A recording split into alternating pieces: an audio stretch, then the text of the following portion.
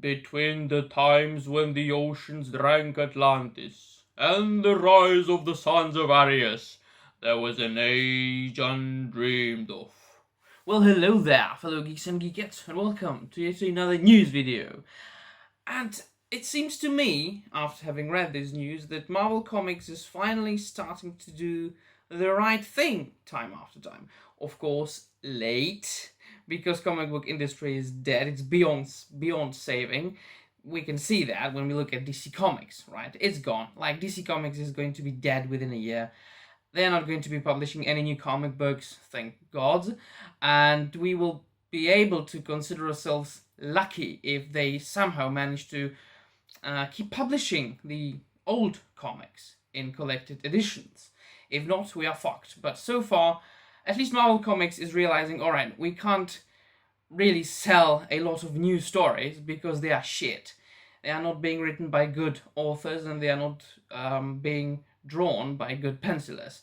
So let's take advantage of nostalgia and of the good old, very old in some cases, writers that were good in the 70s, in the 80s and in the 90s, and that people actually enjoy and crave the collected editions of their stuff. So why not celebrate an anniversary, the 50 years anniversary of Conan the Barbarian in comics, not in general, because he was invented many years before that by Robert E. Howard. But there's going to be a 50th anniversary of Marvel's Conan the Barbarian, and on December the 23rd, Marvel Comics is going to publish what is called a king-size Conan one-shot comic book. And I'll provide the link to the news in the description down below so you can read it for yourself. But what is truly important and very interesting about this particular news is the authors that are going to be writing the comic books. Of course, it starts with the jibber-jabber about Conan the Barbarian being one of the most iconic characters, on par with Wolverine and the X-Men, the Avengers. C.B. Cebulski says something. Who cares about C.B. Cebulski? Nobody cares about C.B. Cebulski. But what matters is the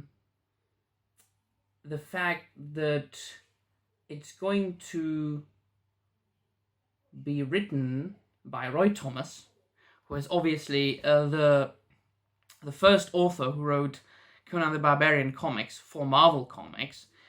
And it says, the article, legendary Conan writer Roy Thomas, known for his groundbreaking run on the title that began in the 1970s, Conan the Barbarian issue 1 returns to take the character back to the very beginning. And Roy Thomas says, what I wanted to do is get from the first battle Conan had to a time just a few months later when he met the Aesir, which is really about where Conan issue 1 starts, Thomas said. I thought it would be nice to show what happened just before Conan issue 1, at least in my mind, with some nice action along the way. So they are not taken into consideration right now, at this moment, the contemporary Conan the Barbarian. And I have only read, I have to admit, like just the first 10 or 12 issues of Jason Aaron's run, and a couple of first issues of the Savage Sword of Conan, of the new run, after it got back to Marvel from Dark Horse. And it wasn't bad, but it wasn't the good old Conan, right? So they are abandoning the bad stuff, the stuff that you can't really read because it's so bad, and they are actually maybe going back to the original Conan the Barbarian by Marvel Comics, written by Roy Thomas. And the other writers that are going to be involved in this are, like, I was shocked reading some of those names. So the article continues. In addition to Thomas, King Size Conan issue 1 will feature stories written by Chris Claremont and Kurt Busiek, which are icons and one of the best writers, period. Right?